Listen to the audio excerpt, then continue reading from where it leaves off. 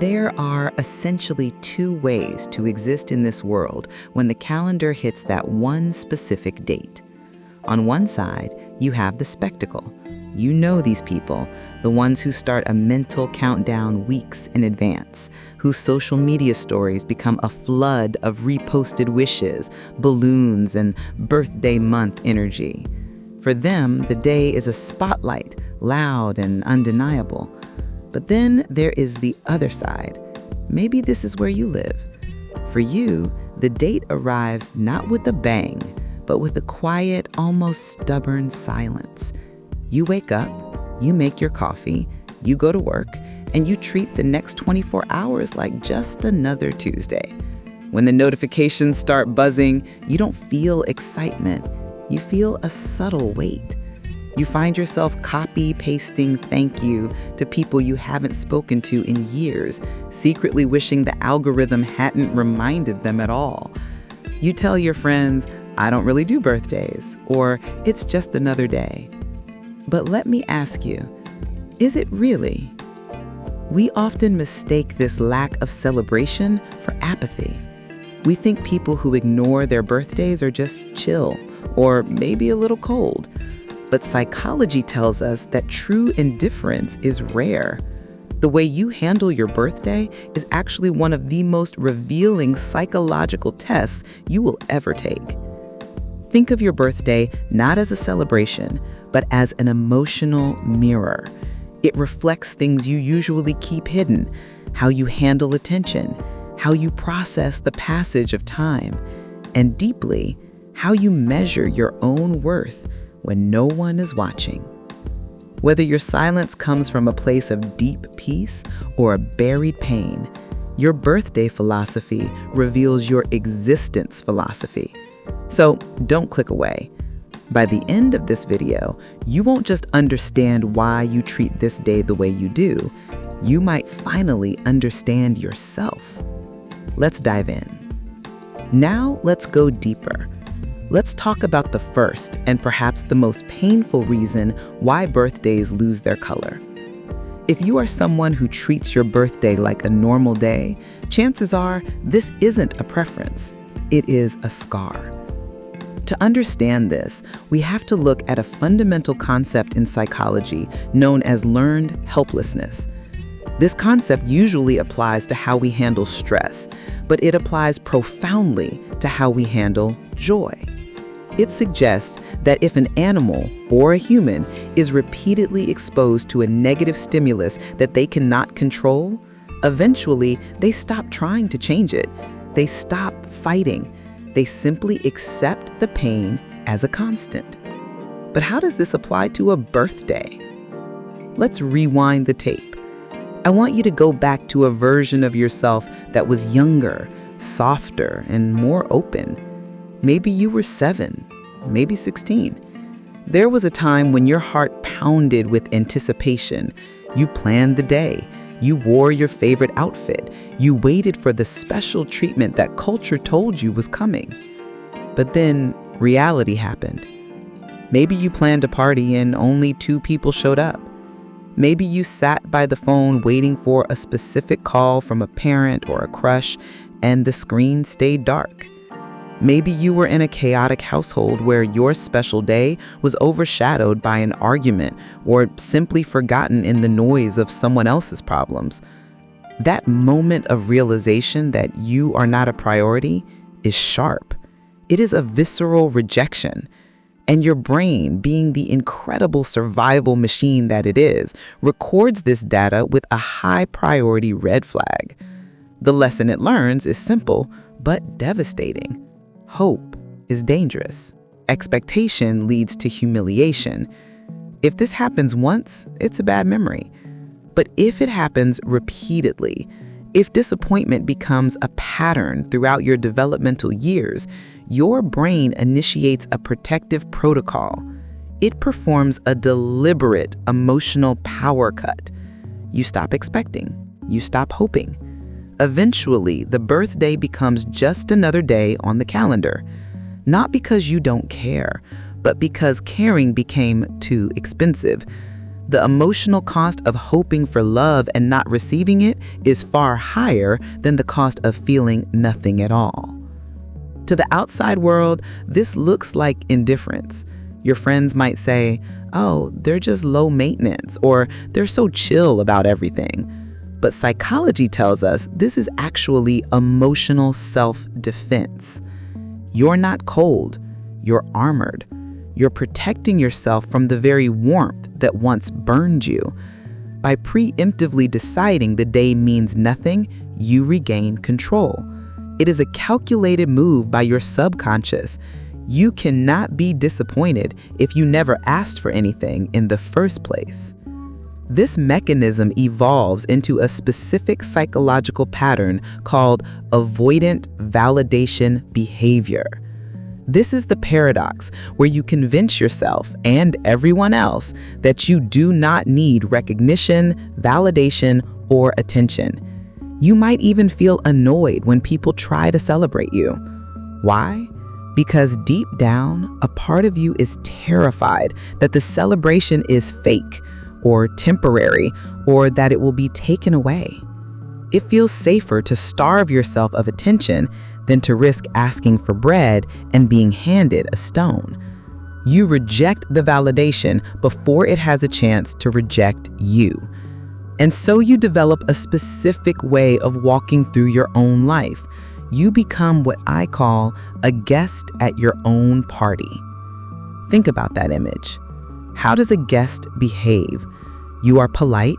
You are observant. You smile when appropriate. You make sure everyone else is having a good time, but you remain distant. You don't demand space. You don't make a fuss. You float through your own milestone with a shield of composure, ensuring that no one sees the gap between the celebration your inner child needs and the silence your adult self has accepted.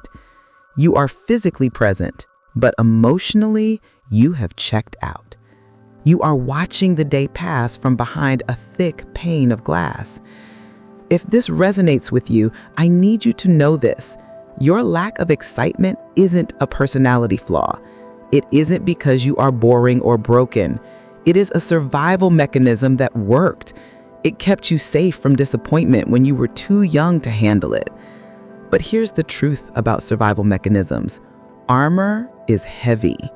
And while it keeps the pain out, it also keeps the love out. Now, let's step away from childhood and look at the present. Because for many of you, the reason you treat your birthday like a normal day isn't about a past wound. It's about a present exhaustion. We live in an era where private moments have been colonized by public performance. And nowhere is this more obvious than on a birthday. In the past, a birthday was intimate. A cake, a few friends, maybe a card. But today, social media has transformed the birthday into a form of performance art. It has become a yearly audit of your social capital. We all know the drill. You wake up and check your phone. But you aren't just checking for love. Subconsciously, you are checking for metrics. How many stories were you tagged in? Who posted a collage of your face? How does your comment count compare to last year? How does it compare to your friends? For the introverted or the deeply authentic soul, this feels suffocating. It turns a celebration of life into a scoreboard of popularity. If you are someone who quietly hides your birth date on Facebook or turns off notifications, you aren't being antisocial. You are engaging in a quiet act of rebellion. You are opting out of the game. You are refusing to let your value be quantified by an algorithm. By treating the day as normal, you are reclaiming it from the public eye and keeping it sacred, or at least keeping it yours. But there is a second, heavier layer to this confrontation. And this one isn't about other people. It's about you and the clock. Psychologists call this temporal anxiety, or the stress of time passing. Birthdays are the only days of the year that force you to look the calendar dead in the eye. On a normal Tuesday, you can ignore the passage of time. You can get lost in the routine. But a birthday? It is a checkpoint. It forces a pause.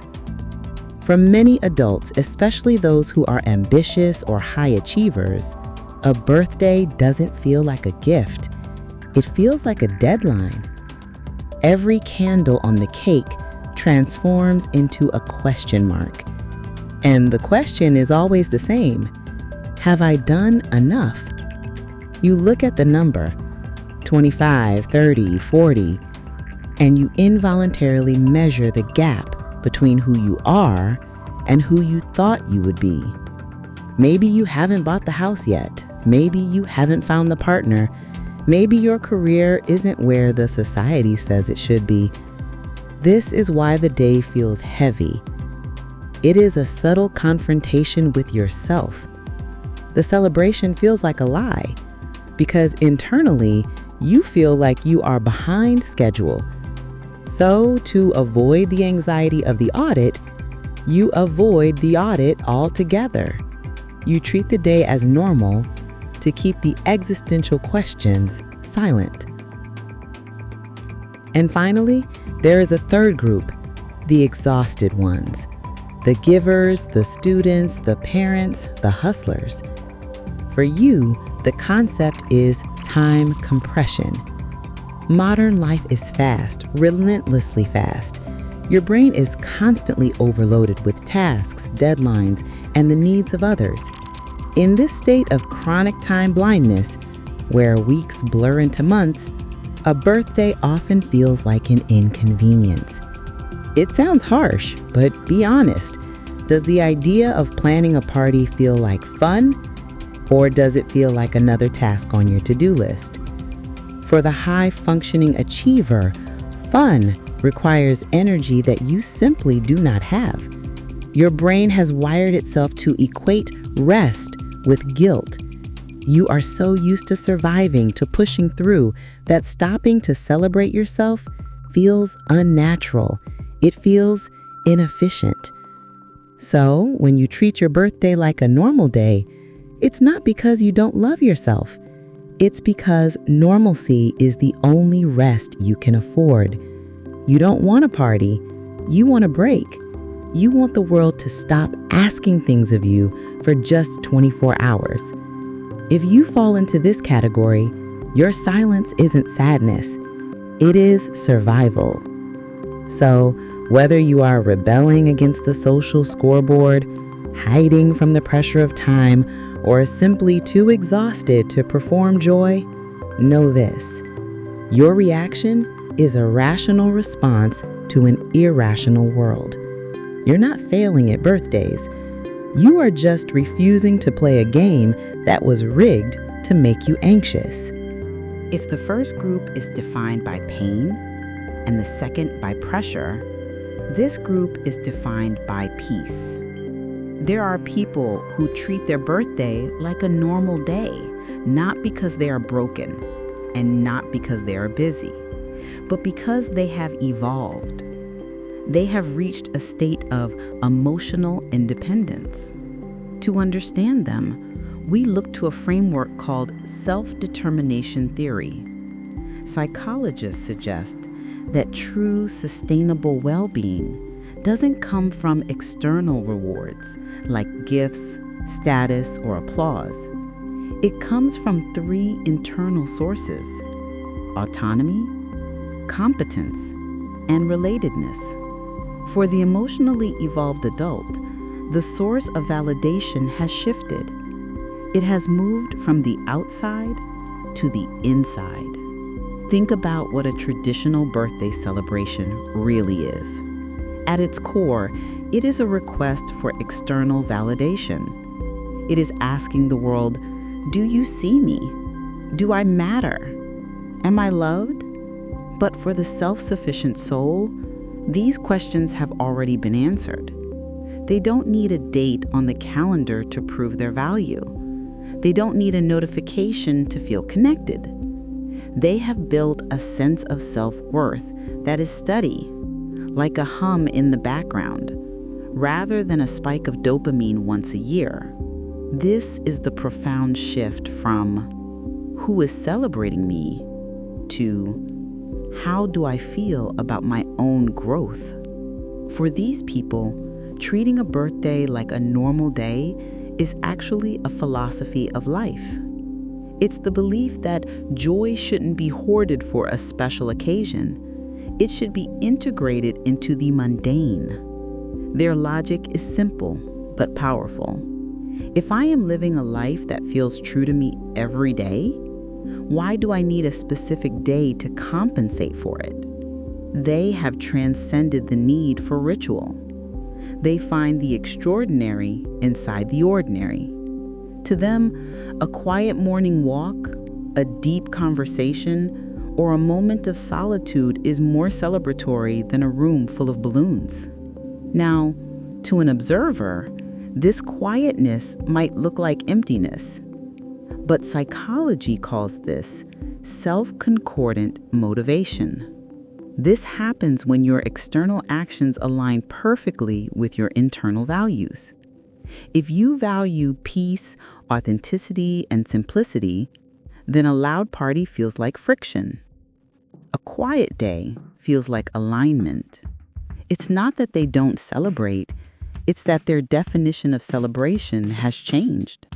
They are no longer celebrating for an audience, they are celebrating for themselves. This is the ultimate form of maturity. It is the realization that you are the author of your own joy. When you see someone treating their birthday with total calm, you are looking at someone who has made peace with their existence. They don't need the spotlight because they're comfortable in their own light. They don't crave the high of attention because they are content with the steady burn of satisfaction. They are sending a quiet message to the universe. I no longer need the world's permission to feel good about being alive. So if you find yourself wanting less noise and more peace on your birthday, don't worry. You aren't losing your spark. You are just learning that the fire doesn't need to be wild to be warm. Now, we must address the paradox. Because if we stopped at the last chapter, we would be painting an incomplete picture. We would be pretending that not celebrating means not feeling. And we know that isn't true. There is a strange irony in the psychology of birthdays. Have you ever noticed that the people who cared the least about their own birthdays are often the ones who cared the most about everyone else's? You know who I'm talking about. Maybe it's you. You are the one who remembers the dates.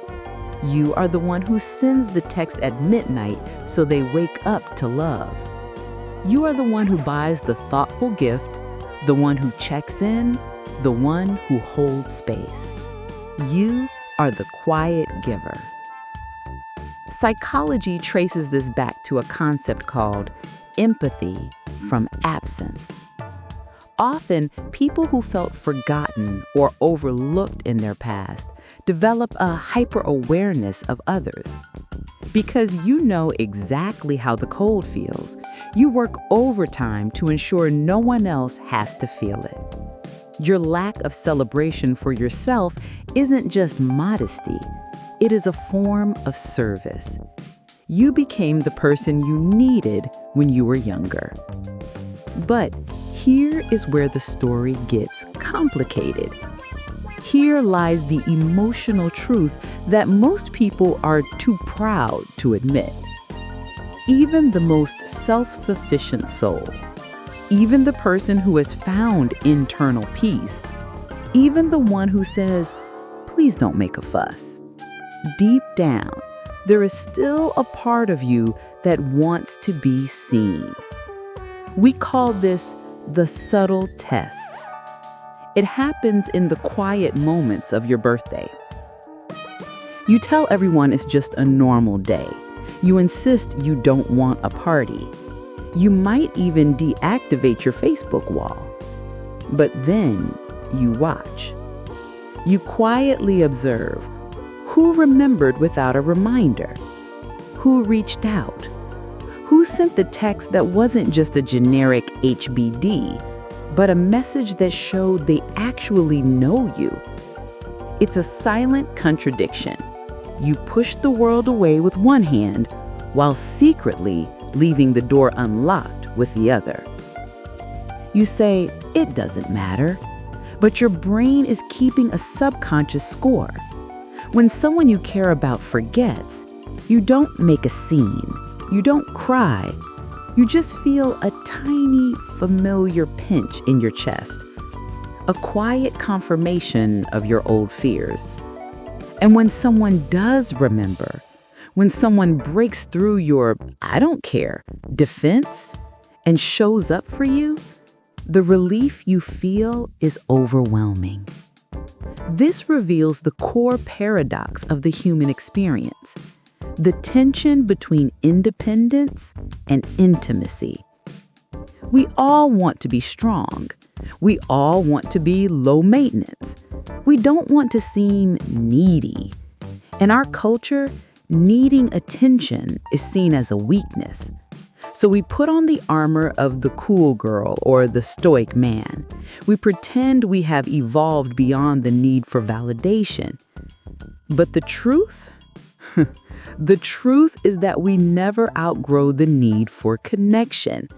We just get better at hiding it. What you crave on your birthday isn't the noise. You don't want the awkward "Happy Birthday" song sung by waiters. You don't want the performative Instagram posts. You crave understanding. You crave witnessing. You want someone to look at you, past the armor, past the "I'm fine," past the "it's just another day," and say, "I see you. I see how hard you work. I see how much you carry, and I am glad you are here." That is not a weakness. That is not regression. That is humanity. So if you are the person who treats your birthday like a normal day, but you still find yourself checking your phone with a tiny spark of hope, don't judge yourself. You aren't being hypocritical. You're just being human. You are balancing the strength of standing alone with the universal ache to belong. And frankly, that quiet hope is the most beautiful thing about you. It means that no matter how much the world has taught you to lower your expectations, your heart is still brave enough to keep the door open. So, where does this leave us? Whether you treat your birthday like a normal day out of pain, out of pressure, or out of peace, one thing remains true. How you treat your birthday is often a reflection of how you treat your existence. We tend to think of birthdays as milestones of age, but in psychology, they are better understood as checkpoints of consciousness. They are the rare moments that force the chaotic stream of life to pause, asking you a single silent question. Do I like the story I'm writing with my life? As we grow older, the definition of celebration shifts. When you were a child, your birthday was about the world recognizing you. But as an adult, the dynamic flips. It becomes about you recognizing yourself. It's less about who shows up to the party and more about how much of you has shown up in your own life this year. So, if you choose to spend the day in silence, know that there is nothing wrong with that. It doesn't mean you're empty. It might just mean you are integrated. You have learned that joy and reflection can coexist. You have learned the most important lesson of adulthood. Meaning does not need noise to be real. But let me leave you with one final gentle reminder. Even if you treat it like just another 24 hours, don't close the door completely. When that one friend sends a text, when that family member calls, or when someone simply smiles and says, "Happy birthday." Let it in. Don't deflect it. Don't minimize it. Those tiny acknowledgments aren't just pleasantries. They are tethers. They are the world's quiet way of saying, you are still here, and it matters. And even for the strongest, most independent soul, that is a reminder worth receiving.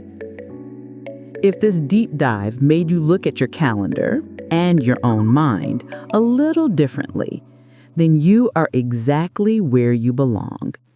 Here, we don't just talk about behaviors. We explore the hidden psychology that shapes your thoughts, your relationships, and your reality. Hit that subscribe button so you don't miss next week's video. We're going to dive into another part of your mind that you use every day, but probably never understood. Thank you for watching, and whether it's today or 6 months from now, happy birthday. See you in the next one.